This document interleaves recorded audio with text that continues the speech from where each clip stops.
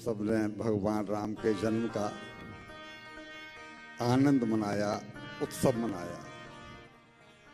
सबने अपने अपने हृदय के भावों के अनुसार उसका आनंद लिया।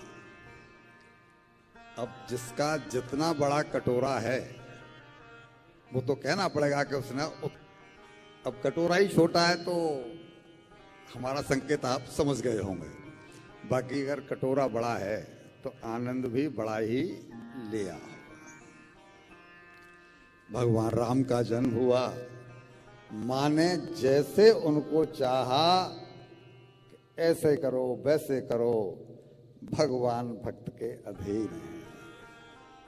मैया ने जब वो शत्रुपा के रूप में उन्होंने तपस्या की है अपने पति स्वामी मनु के साथ में, तो जो तपस्या की है उसी का फल तो है कि भगवान को बेटा बना लिया।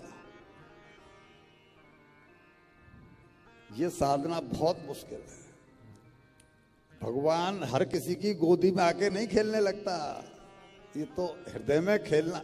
हृदय में तो भौतों के विराजमान है, हृदय में आकर के तो भौतों के खेलता है, लेकिन किसी की गोदी में आकर खेले ये सुख सबको नहीं मिलता। यशोदा मैया को ये सुख मिला है कि जाकर के फिर कौशल्या मैया को ये सुख मिला है।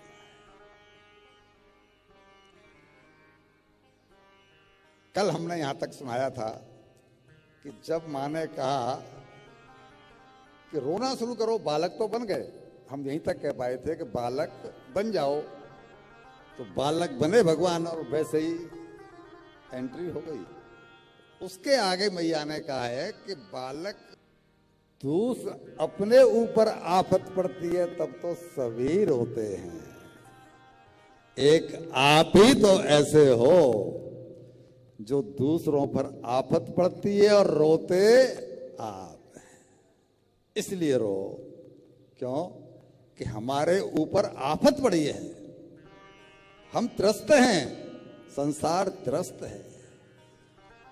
हमारी आफत को आप शेयर करो, आप बांटो। और भगवान ने सुना तो क्यों क्यों क्यों जैसे बालक रोता है ऐसे भगवान ने रोना शुरू कर दिया। अब क्यों क्यों की जो आवाज आई,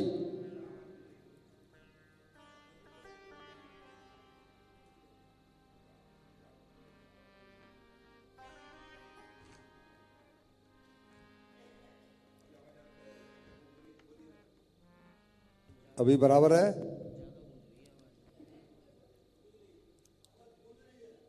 रविंद्र जी देखिए, रविंद्र जी आपका तो बहुत अनुभवी व्यक्ति हैं बाबा, अगर कांच खुलवाने हो तो कांच खुलवा दीजिए।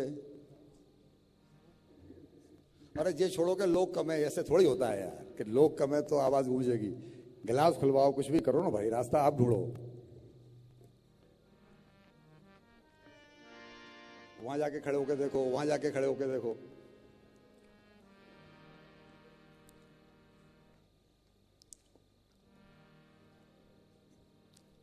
अकेले से काम नहीं चलेगा। रविंद्र जी पीछे जाओ, राइट में जाओ, लेफ्ट में जाओ। और जैसे ही भगवान राम ने प्यारी आवाज में रोना शुरू किया तो सबको मालूम पड़ गया कि लाला का जन्म हो गया।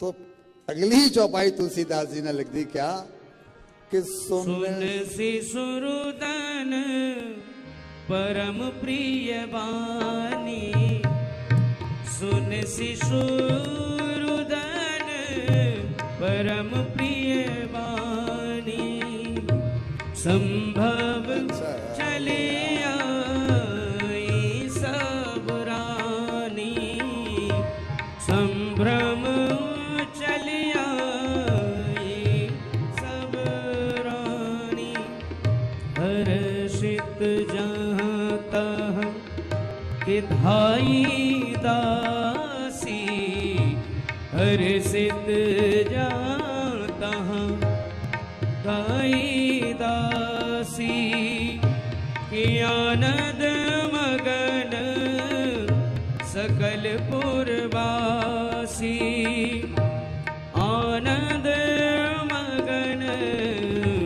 सकल पुरवासी। गोस्वामी जी ने तो चौपाई में क्या लिखा है कि सुन शिशु रुदन परम प्रिय वाणी, संभ्रम चले आई सब रानी। संभ्रम से मतलब है कि धीमे धीमे रानियां जो दोनों हैं ना, तीन ही रानियां हैं, तो बाकी की दोनों रानियां भी उतावलेपन में कि लाला हो गया वो भी आ गई। साथ ही आगे लिखा है कि हर्षित जैते धाई दासी, मतलब दासियां दौड़ करके आई। हर्षित जहते जहां जहां थी वो सब हर्षित होकर के दौड़ती हुई आई। और उधर आनंद मगन सकल प्रवासी, पूरे अवध में हल्ला हो गया कि लाला का जन्म हो गया। अब यहां पर एक रहस्य देखिए कि दोनों रानियां उतावली तो हैं कि लाला का जन्म हो गया है, लेकिन बड़ी धीमी धीमी चल के आई हैं। क्यों?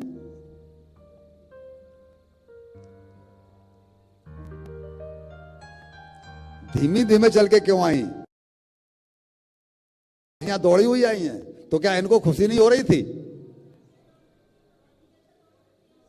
ये बात, क्योंकि दोनों रानियां वो भी 11 महीने और कुछ समय का समय गर्भवती है, तो वो तो दौड़ नहीं सकते थे। वो धीमे धीमे आई हैं और दासियां दौड़ती हुई आई हैं। उतावलापन क्यों है? इतना हर्ष क्यों है कि जब दशरथ जी पैदा हुए थे उसी समय अयोध्या में शहनाई बजी हैं, बाद में किसी का जन्म हुआ ही नहीं है। राजमहलों में किसी का जन्म ही नहीं हुआ। ये जब से लेकर के 60,000 वर्ष के बाद में आज राजमहल में शहनाई बजी हैं, किलकारियां गूंजी हैं और लोगों ने प्रसन्नता का अनुभव किया है। अब वो जब मैया फिर बैक में जा रहे हैं, मैया ने कहा कि रो, तो भगवान रोना शुरू कर दिया। अब भगवान रो ही जा रहे हैं, रोने की भी एक सीमा होती है।